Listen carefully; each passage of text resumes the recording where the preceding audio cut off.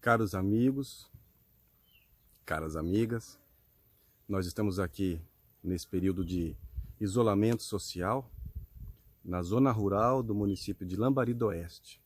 Estamos aqui durante esses dias em que as autoridades determinaram o cancelamento das atividades comerciais, das prestações de serviços. Então, respeitando a determinação das autoridades, estamos em isolamento social. O que não significa dizer que estamos em isolamento emocional, de que não estamos conectados.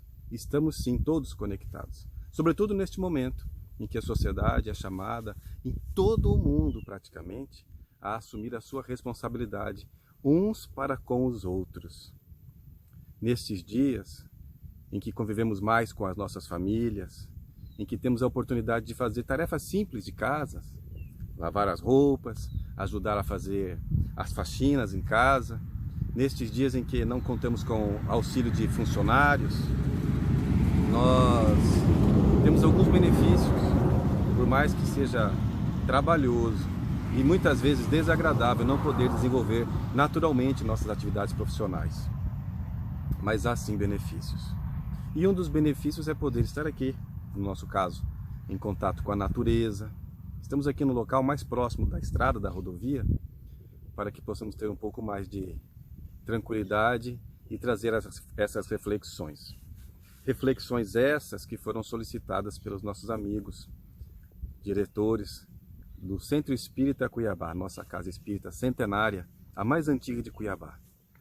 E pedindo então para que nós tivéssemos alguns minutos de reflexão a respeito de temas da vida à luz da doutrina espírita, conforme a interpretação que nós espíritas damos ao Evangelho de Jesus.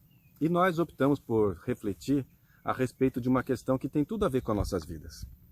Nestes dias em que convivemos mais em família, muitas vezes também é a oportunidade que nós temos de nos envolvermos de uma forma mais próxima, mais íntima com os nossos familiares. E neste momento também ocorrem naturalmente alguns conflitos. Só não existem conflitos entre seres humanos quando os seres humanos não estão realmente convivendo uns com os outros, porque é natural da convivência. Jesus assevera que onde dois ou mais se reunirem em seu nome, que lá ele também estaria. Nós podemos parafrasear Jesus considerando que onde dois ou mais entes familiares estiverem convivendo, sobretudo em momento de isolamento social, existirão conflitos. Os conflitos são importantes, são oportunidades que nós temos de que, pela convivência, pelos atritos, irmos aparando as arestas que são naturais da nossa vida. E mesmo que nós não percebamos, acabamos auxiliando o outro a também se analisar, se perceber. E nestes momentos, infelizmente, muitas pessoas escolhem um relacionamento um pouco ou muito não saudável, doentio, propriamente dito. Muitas pessoas vivem em pequenas vingancinhas, mal aproveitando as questiúnculas da vida para se melhorar. Ao invés disso, acabam entrando em conflitos, em atritos desnecessários. Ainda que os atritos sejam importantes, são importantes se nós aproveitarmos as oportunidades para nos observarmos, nos melhorarmos. E em nos melhorando, acabamos convidando o outro a também fazer o mesmo, se ele tiver um pouco mais de lucidez. Isso não significa que nós sejamos superiores aos outros, muito pelo contrário. Mas se nós somos aqueles que estamos despertos na nossa consciência e com a proposta, com o propósito de vivermos uma vida espiritual conquanto vivendo no mundo material, naturalmente vamos nos observar, vamos nos autoiluminar, e isso também convida o próximo a fazer o mesmo.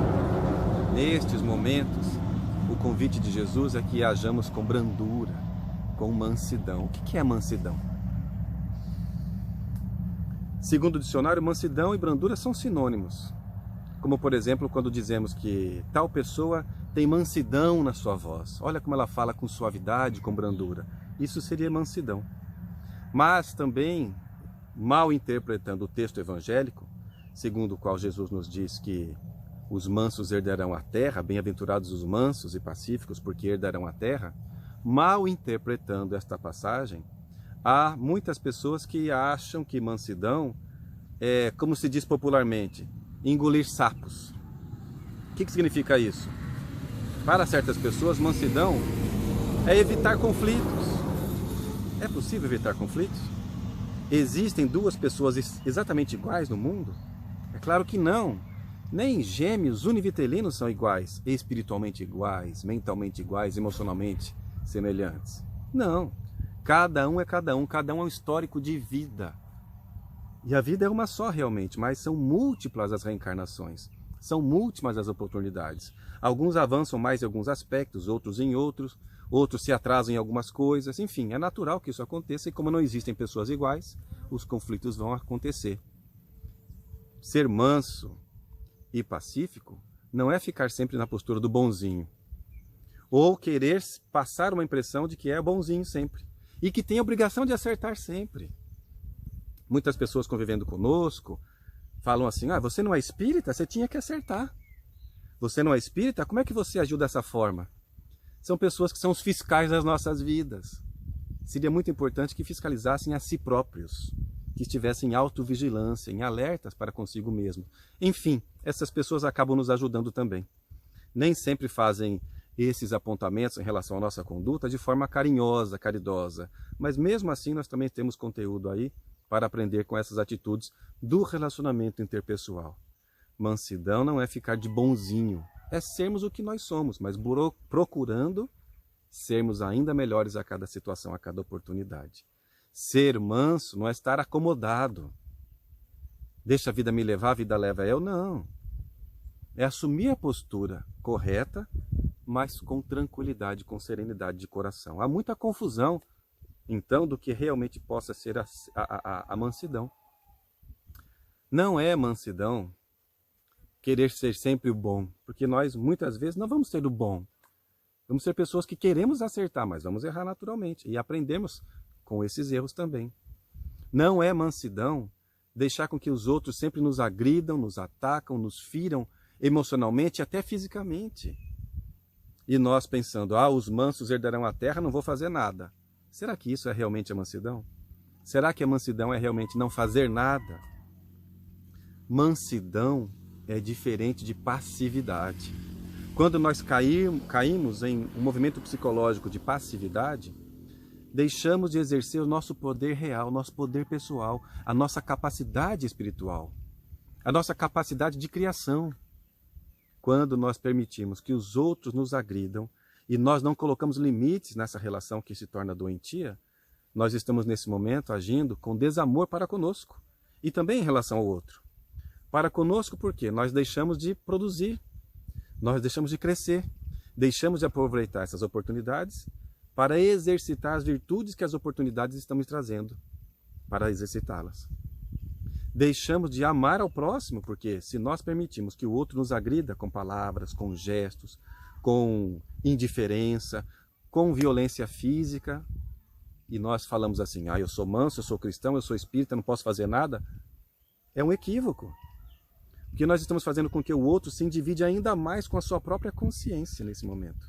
Ele não está acertando, nós sabemos que o outro não está acertando e ficamos de bonzinho passivos, isso não é mansidão.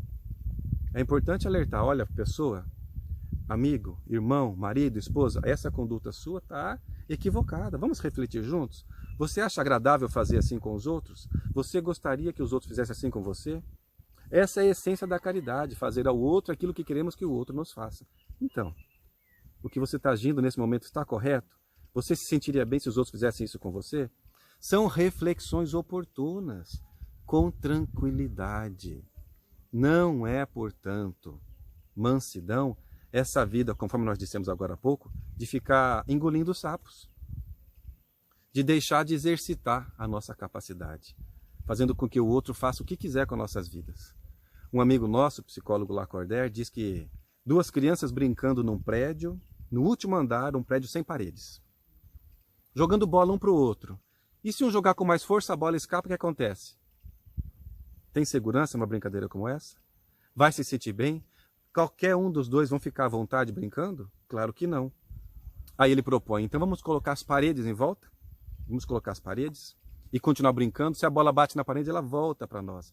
E as crianças continuam brincando com muito mais tranquilidade e confiança em si próprios e no outro. Essas paredes, simbolicamente, significam o limite do respeito que deve existir nas relações entre as pessoas.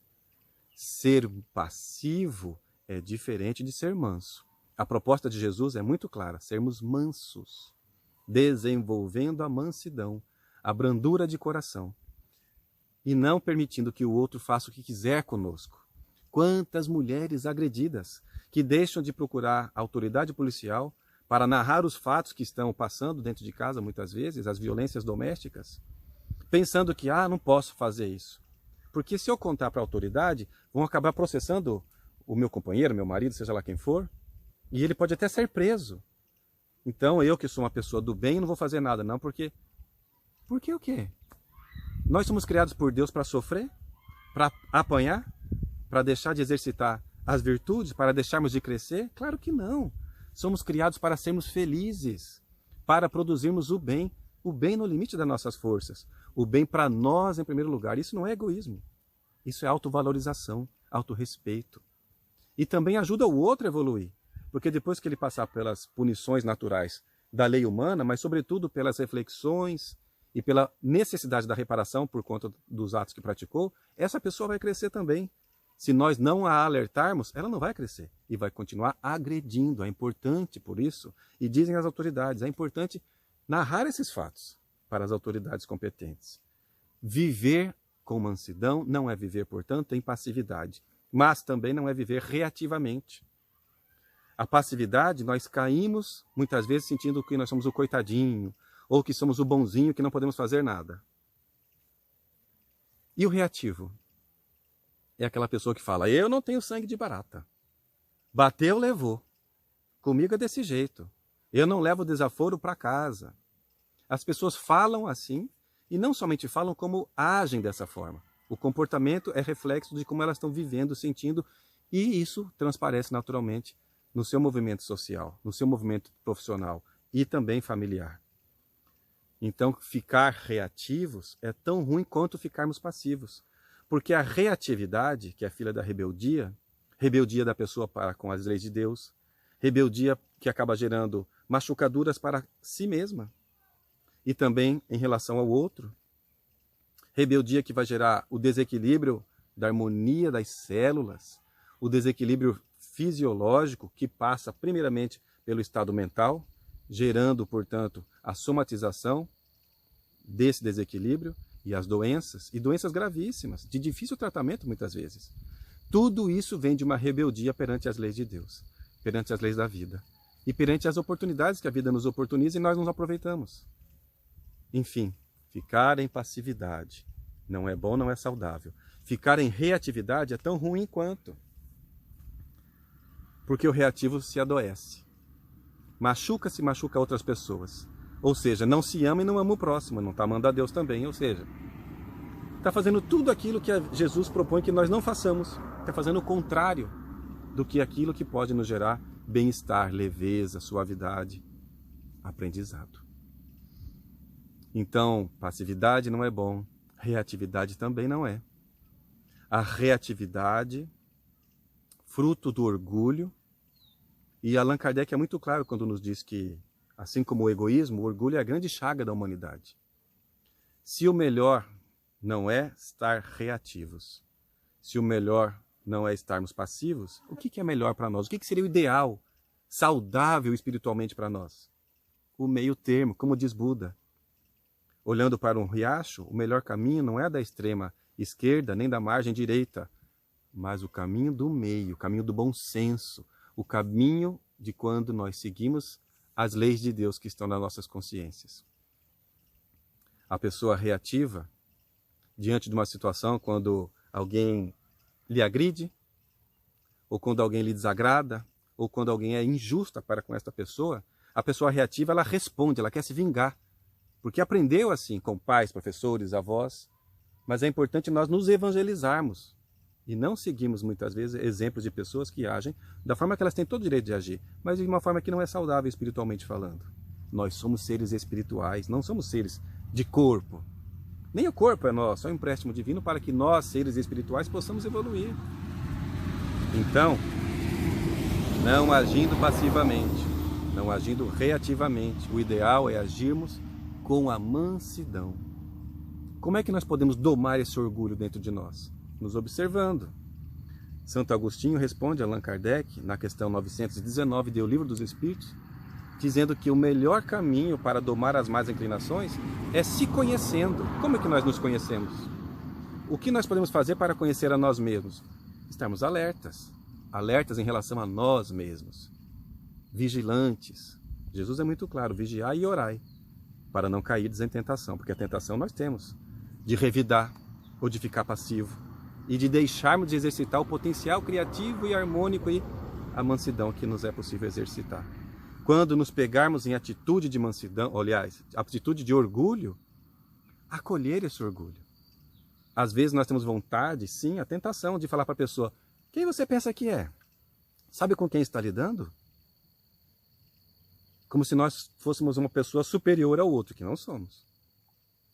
Muitas vezes temos vontade de devolver agressões com agressões. Isso é natural do nosso estágio evolutivo. Temos essas tentações. Mas nós somos mais do que isso. Somos seres espirituais, que estamos estudando as leis da vida, as leis espirituais, nos considerando como aprendizes de Jesus. Então nós podemos sim acolher este orgulho que vem de dentro de nós e não afastar, e não querer evitar, fazer de conta que não está existindo, fugir. Não, nós temos movimentos de orgulho dentro de nós. Acolher, olha, estou sentindo que eu tenho uma vontade de reagir, ou estou sentindo uma vontade de ficar quietinho, de bonzinho, esperando um mundo mágico resolver meus problemas, milagres que não existem se nós não estivermos em movimentação.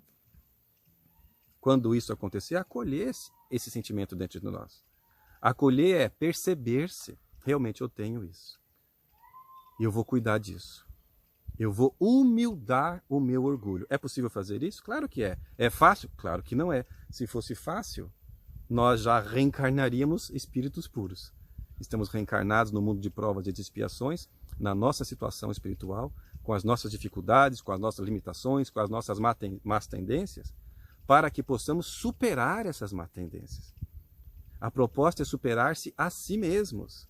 Não é querer ser melhor do que os outros, mas é a cada dia procurar ser melhor do que nós mesmos fomos no dia de ontem, do que fomos nessa manhã, como estamos sendo nessa tarde.